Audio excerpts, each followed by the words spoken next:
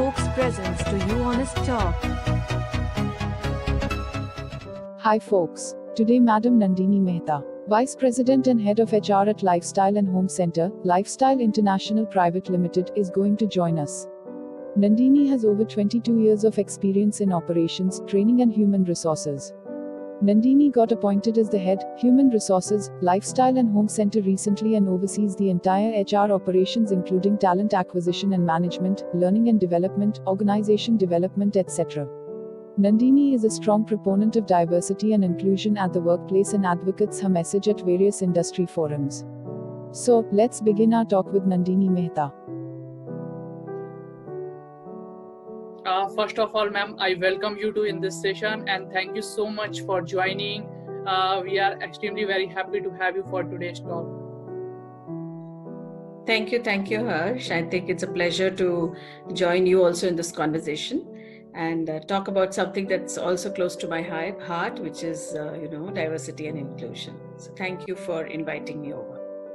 It's our pleasure, ma'am. Thank you so much. So moving to the topic of today's session, which we have chosen is the benefit of diversity and inclusion in the workplace.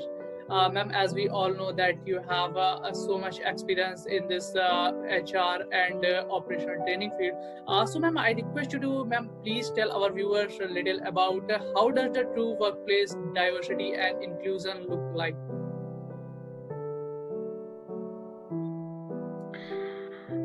So if you really ask me, I don't really want to call it out as either diversity or inclusion at the workplace, because I personally think that organizations should measure people and employees purely on the basis of performance.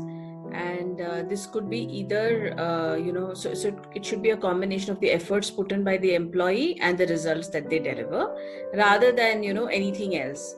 So, there should not be anything like a diversity inclusion even spoken about, because, the policies, the hiring process, everything should be completely off any kind of biases. Right. So if you really ask me, an organization that is diverse, this is how it would look at. It would not look at a person's gender or a person's race, caste, religion, or any of the other, I would say, the diversity parameters that are there. Organizations who are really, really diverse would only look at performance and nothing else. So that is how I see organizations who are diverse would look at things. All right, ma'am, you made a very good point that we have to look apart from race, caste and all these and look only on the performance. And I think that is the best way to judge the diverse and make diverse. So ma'am, my next question to you is that what would organization look if it is means more diverse? Do you believe will it increases the efficiency of organization? So if you really ask me how does a diverse organization look like, I think first and foremost, employees in an organization that is diverse would typically be people who respect each other, people who trust each other. There is a lot of empathy amongst the people, a lot of collaboration amongst the employees. There is a lot of fairness as a process. Anything that is done with a lot of fairness in it. And also there is a camaraderie, a relationship where people are helping each other. And with all this, what really happens is the organization, is able to be more innovative, is able to grow better, because the focus is not on who is doing who is what, but rather what is being delivered. So I think, that is how a diverse organization would typically look like, where it doesn't matter who's really working there. What really matters is how are they working together as a team. All right, ma'am, it is really, again, a very wonderful answer from your side. Ma'am, my next question to you, how to measure diversity and inclusion for a stronger workplace? So from a measurement perspective, I think, whatever I mentioned to you earlier, I think if you're able to measure them, it would definitely help. And apart from that, I think what really matters is if an organization is able to build diversity as part of its strategy, the core strategy, saying that we need to have a diverse team working with us. And from the strategy, if they're able to cull out the values of the organization, where diversity becomes one of the core values, where we talk about respecting every individual working there, and then being able to create various initiatives where we are able to measure how people are behaving when it comes to diversity. I think like I was telling, if there is a diverse organization, then they are fair, they are helpful, there is a lot of camaraderie, there's a lot of trust. So I think if we're able to measure all these behaviors in the employees, I think that would really help. All right, ma'am. My next question to you is that, ma'am, what do you feel? What are the biggest challenges of diversity, of being diverse in the workplace? So I think the biggest challenge is that human nature is such that we are biased. We are from the time we are born. We are born in a particular society, in a particular community, in a particular religion. So it's from there that we start our biases. And as we grow older, so it's the nature and the nurture, as we would call it. So from our nurture, we learn all this, and then nature also teaches us that people are different. So I think we are brought up as human beings, we are brought up with this in mind, that so I would put it as two parts. One is the inherent diversity piece, where we are brought up thinking, knowing, seeing and believing that people are diverse, and we hold biases. So if I am fair, I don't know, I may not like to see someone who's dark, or if I am tall, I look down upon people who are short. I'm just giving you examples, right? So I think we are brought up like that. And so that's more of the inherent, diversity traits that we talk about. And then we have acquired. So I think in organizations, what I mean by acquired is, how do organizations really build a culture where we are nurturing people to be more innovative? We are allowing people to share their ideas. We are allowing people to make mistakes and learn from those mistakes. So I think those are the acquired diversity traits that I'm talking about. And it becomes very difficult to inculcate this. So for example, let's say I have certain biases. I join an organization, and the organization has a certain culture of diversity. So in spite of multiple interventions, being around an environment where there have been so many biases, it's going to be very, very difficult for me to really accept diverse culture in an organization, unless it is very clearly told to me that these are the behaviors you need to exhibit, and if you can't fit into this, then you're not the right person in the organization. So I think one of the major challenges for any organization is to be able to build a team that also accepts diversity in its work culture. So if I'm a leader and I have 4 other people working under me, and I am demonstrating that I don't mind having a diverse culture, what really matters is the result. Is my team also demonstrating that with their teams? I'm not very sure, right? So I think one of the biggest challenges for organizations is to build the culture of accepting diversity. Second challenge would be, even if they do try to build that culture, if it's a large organization, is the entire organization really following that culture? Because culture is all about what the leadership demonstrates, and leadership is not just at the top, it's at every level. So that would be a second, I would say, challenge. A third challenge would be, like I was mentioning, is it a core part of my organization's strategy?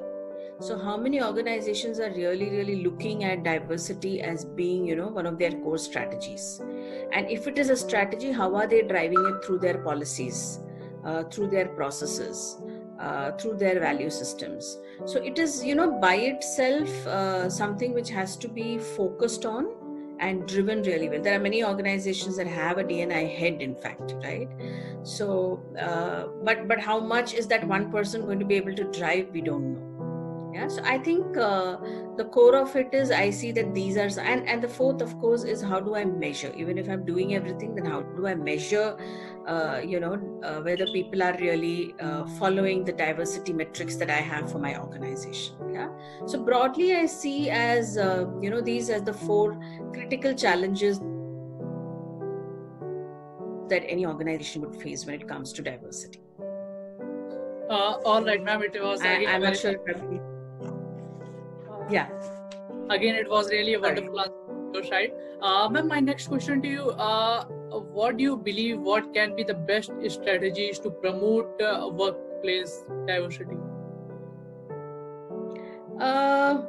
So some of the strategies that I can think of is one. I think there has to be a lot of interventions around diversity, where we do various campaigns, various training programs around diversity, where people are really told what it means and how important it is for us to work in a diverse culture, explain the benefits of a diverse culture, and create a lot of buy-in to the entire culture of being diverse. So I think that is one intervention that we can do.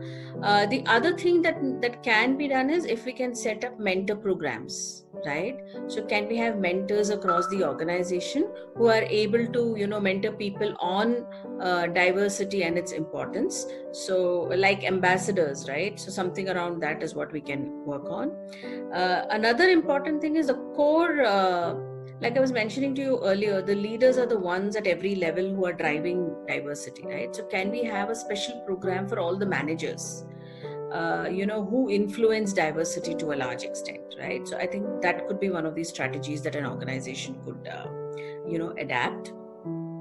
Apart from that, if we could have workplace policies which are diversity inclusive, so an example could be, let us say the hiring policy that we have, we make it a mandate that there is a ratio in terms of men and women when we are hiring, right? Also, we make it a policy that people can be shuffled from one team to another. So this is not your fixed team. Today this could be your team, tomorrow you could have another team, right? So how do we create policies which are diversity friendly? I think that is one thing we could do. Something else that we could look at from a strategy perspective is, can we create task forces, employee task forces, where they are a mix of various they come from diverse cultures or from they are diverse in whatever form, but they are different from each other. So can we create these task forces to do certain projects and drive certain initiatives for the organization? That could be one of the strategies we could adapt. Also, how do we create awareness about the culture of the organization? So if we have built in the whole diversity piece as part of the culture, how do we drive the culture and how do we make people demonstrate the behaviors of the organization's culture? Could also be one of the strategies we could adapt. We could have party time celebrating diversity. So how do we work around building a whole calendar where we celebrate different kinds of diversity initiatives, right? So that could be something we could do. We could also create employee resource groups. So how do we put people into groups, and these are the people who drive this whole initiative of diversity in the organization, talk about it, campaign it, and actually make it create awareness amongst the people. So I think that is one thing we could do. And also ensure that when people are sitting together, they don't sit in their cliches, but how do we kind of spread people across so that they're sitting with diverse people and not with people they are comfortable with, or they are close to, or they are in the same community. So I think these are some of the initiatives that people could drive. And like I was mentioning, if it is a core part of my strategy as an organization, then these are the various things I would do to ensure that I can drive the strategy of diversity in my organization. All right, ma'am. Ma'am, my next question to you. We have seen many examples that people after some time start losing interest in their work. And so, ma'am, what do you believe? What can be the best ways to make them or keep them motivated towards their work? So, I think, for any employee, what becomes very important to know is what am I doing in this organization? Yeah. So it's very important for the person to know that this is my job, one. So has to have clarity about what he or she has to deliver. I think the second thing is, as an employee, it becomes very important for him or her to know what is the role I am playing in the organization. What is the role that, or what is it that I am contributing to the organization's goal. So if I know the role I'm playing or the contribution that I am doing to the overall goal of the organization, it creates a lot of excitement for me to deliver on that. Yeah. So I think that is the second important thing. The third is for me to have a visibility of where am I going in this organization. So what is my growth in the organization, and how is the organization looking at me maybe 2 years or 3 years down the line? What is my career path in the organization, right? So I think that is a third thing that could motivate an individual. Apart from that, it is also especially I've seen that today's millennials are people who like to work like an entrepreneur. So they don't like to be monitored very closely. They like to be given the entire empowerment and ownership of doing things. They are not bound by time. They would like to do things in their own space rather than saying, okay, you work for me 9 to 6 or 9 to 5 and be productive.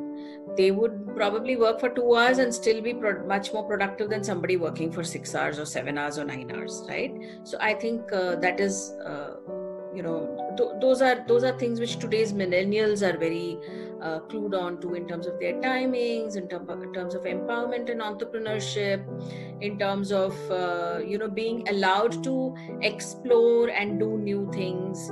And not really being bound by a manager sitting on their head telling them to finish something. Yeah. So I think what really matters to an employee today is what are the policies, HR policies in the organization which are employee friendly. So broadly, I think that is one big piece that any employee would be motivated to work with if they see that the policies are employee friendly.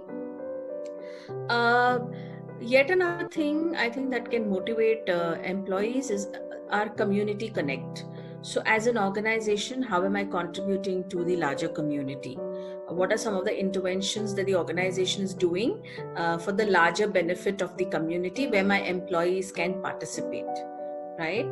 So what I'm really talking about here is the CSR initiatives that organizations would have. So today, a lot of youngsters would like to participate in the community services that the organization is, contributing to. And it makes them feel very proud of being associated with an organization that is, doing something for the larger benefit of the society. So I think I would see these as some of the things that can motivate an employee to continue working with an organization for a longer time. Apart from, of course, having, like I was telling you, an environment which is which respects people, which allows people to innovate and take risks, which gives you room to share your thoughts and ideas. Which allows you to explore new things. So I think these are things that would really motivate an employee. All right, ma'am. I was listening you carefully as you have mentioned that nowadays people are working like an entrepreneur and means they'll work like that. Nobody means they don't want that somebody keep always eyes on them. So ma'am, if we look from this side of organization, then how do you look at means how much justified it is? You mean to say that how many organizations really are doing this? Is that your question? No, ma'am. Ma'am, if the organization include this in their work place, then how much will it will it affect the efficiency of them, or it will remain the same? Okay, so I think a lot of it depends on the manager.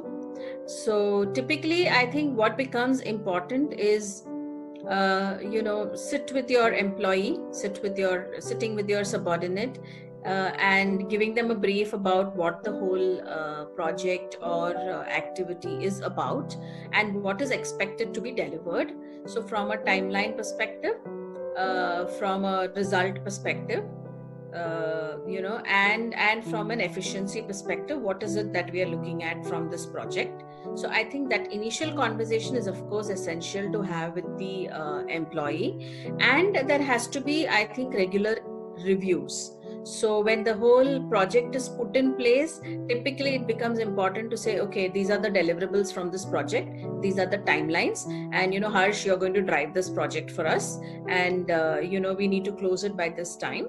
So what do you think, Harsh, when should we have the reviews? So then you come back and say, okay, let's have reviews once in a week, because I think progress, if it's a longer project, then once in a week is what we can have. Or you say initially we can have every day a review, and then eventually probably once a week. So Harsh is a partner with his manager in this project, and he's not just he's neither being I would say hassled because his manager is all the time behind him, nor is his manager finding it difficult because they've had this conversation. There is a partnership between the two.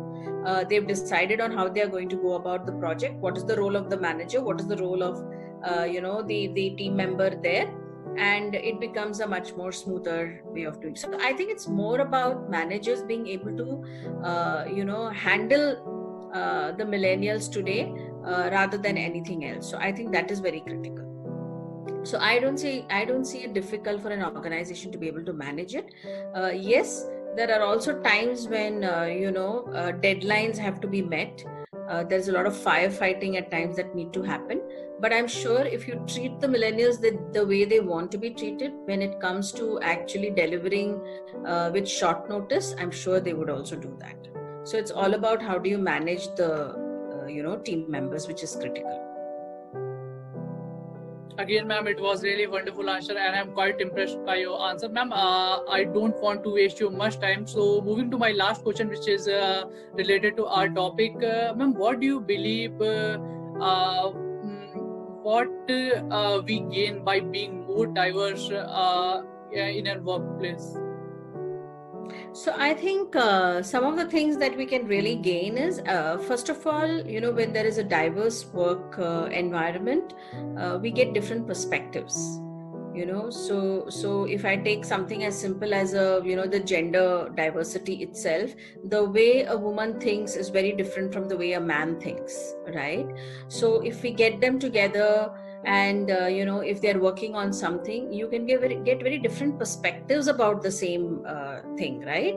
So I think one of the critical things in diverse work cultures is getting different perspectives. The second would be increased creativity. Again, because people come from diverse surroundings, it could be anything, like I told you, it could be the acquired piece we spoke about or the inherent piece we spoke about. I think, when people come from diverse, when they are diverse in the organization, I think a lot of creativity also is built in. Yet another thing I think is, problems get solved quickly, because there are so many hats, so many different ways of doing things, so you are able to quickly solve a problem, right? And when there is a diverse work culture, we're also talking about a lot of collaboration, a lot of camaraderie, a lot of helping each other, so which automatically helps in quickly solving problems. Yet another thing which I think another gain or benefit that I could talk about is employees are much more engaged, right? Because they're getting different perspectives, they're getting new ways of doing things, they're quickly able to resolve issues. So I think engagement levels would go up. Decision making is much better, And I think overall, the company has also spoken about that, they have diverse employees working, and hence reputation of the organization improves. And of course, the organization grows from a business perspective too. So I would say broadly, these are some of the positives of or benefits of a diverse work culture. All right, ma'am, you have covered so many important points, and I think those who are watching this session will find this fruitful. Thank you so much for joining, and most importantly, giving your important time. Thank you so much, ma'am. We look forward to conduct more session with you. Thank you so much, ma'am, for joining. Thank you, Harsh. It was a pleasure, and wishing you all the best. And I think you've started these sessions, which are definitely going to be beneficial to a lot of people. And I'll be more than willing to participate in these sessions, in future as well, and support you in your cause. Thank you so much, ma'am. Thank you. It really means a lot to us. Thank you so much. Thank you. Thanks. Thanks for watching. Like, share, and subscribe.